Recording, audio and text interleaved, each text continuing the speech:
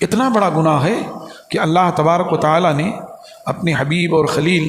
جناب محمد الرسول اللہ صلی اللہ علیہ وآلہ وسلم پر اپنی بے شمار نعمتیں گنوائیں اور آپ کو مقام بلند پر فائز کیا، لیکن اس کے ساتھ ساتھ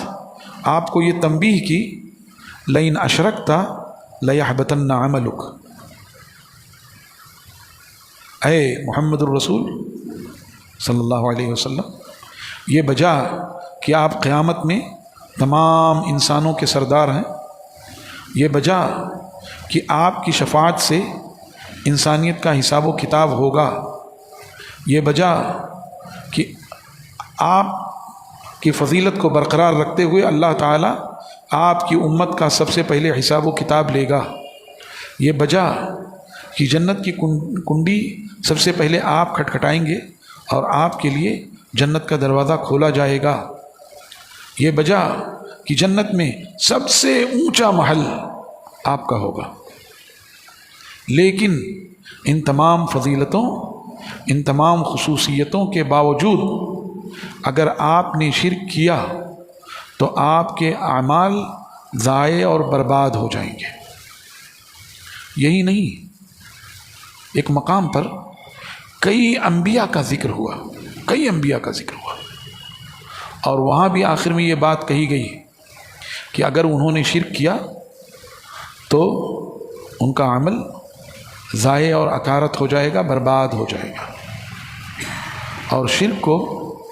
اللہ تعالیٰ نے ظلم عظیم قرار دیا، ان الشرک لظلم عظیم، شرک سب سے بڑا ظلم ہے، اور ظلم ہی دہشت گردی ہے، تو گویا شرک سب سے بڑی دہشت گردی ہے کہ آدمی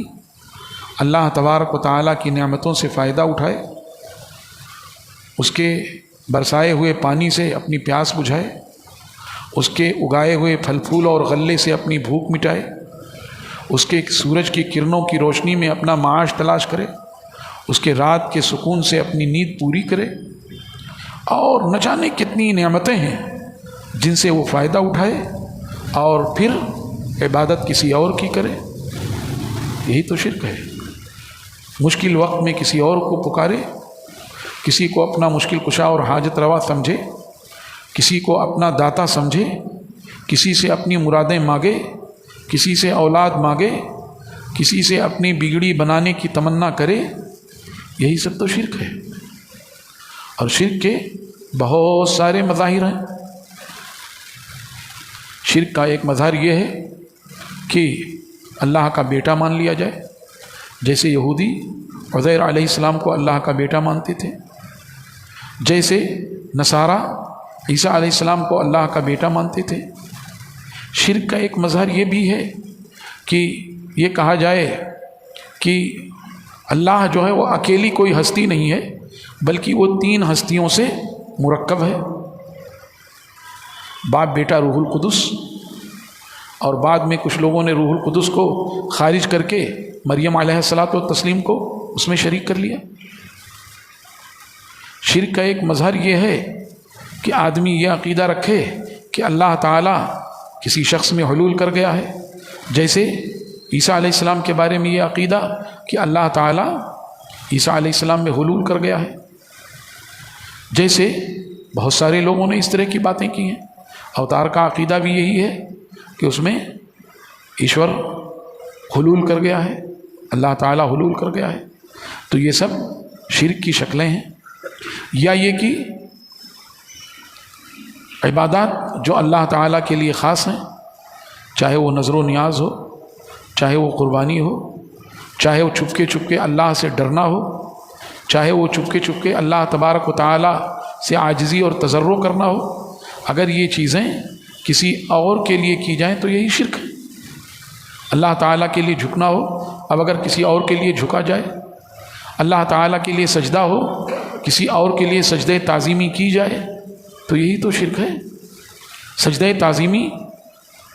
شریعت محمدی سے پہلے جائز تھی، لیکن شریعت محمدی میں حرام ہے۔ اللہ کے رسول صلی اللہ علیہ وسلم نے فرمایا کہ اگر اللہ کے سوا کسی اور کے لیے سجدہ جائز ہوتا تو میں بیوی کو حکم دیتا کہ وہ اپنے شوہر کو سجدہ کرے، لیکن سجدہ تعظیمی کسی اور کے لیے جائز نہیں ہے۔ اب اگر کوئی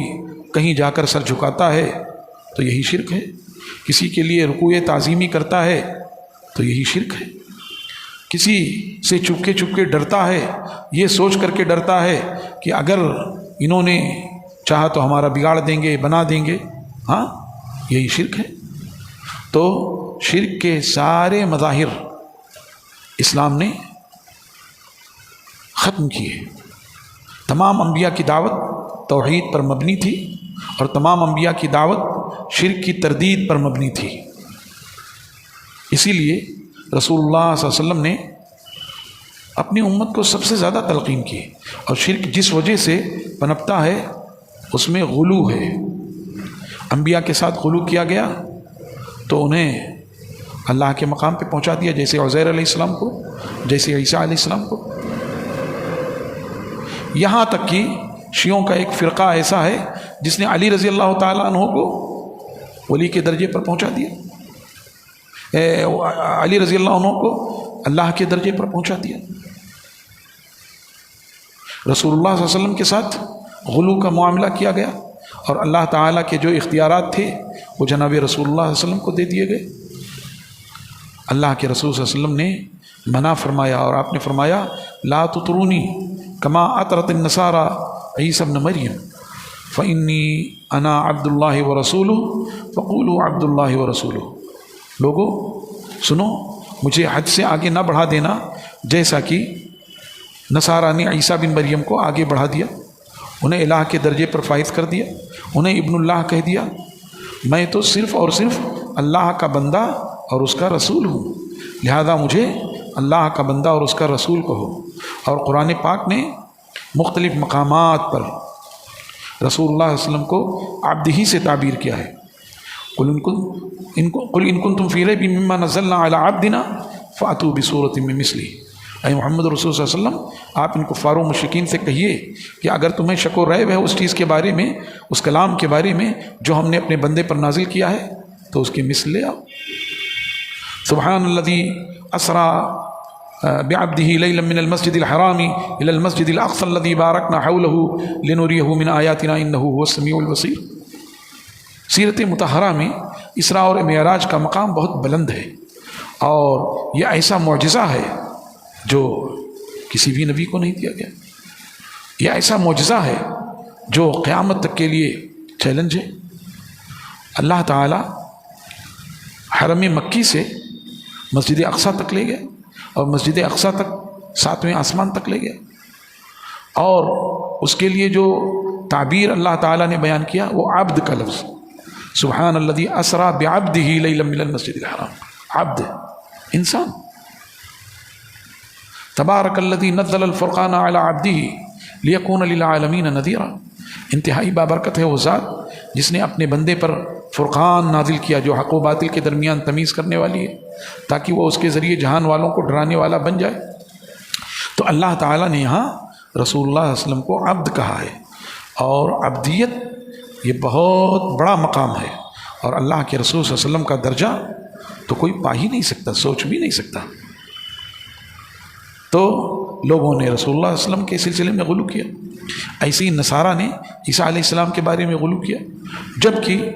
عیسیٰ علیہ السلام اللہ کے بندے اور اس کے رسول ہیں۔ اللہ تعالیٰ نے ان کے بندہ ہونے کے کئی دلائل پیش کیے ہیں کہ وہ ایک ماں کے پیٹ سے پیدا ہوئے، جیسے عام انسان پیدا ہوتے ہیں ویسے ہی پیدا ہوئے۔ وہ اور ان کی ماں دونوں کھانا کھاتے تھے، گویا اپنی زندگی بچانے کے لیے کھانے کے محتاج تھے تاکہ ان کی زندگی بچی رہے، اور وہ اپنے نفع و نقصان کے مالک نہیں تھے۔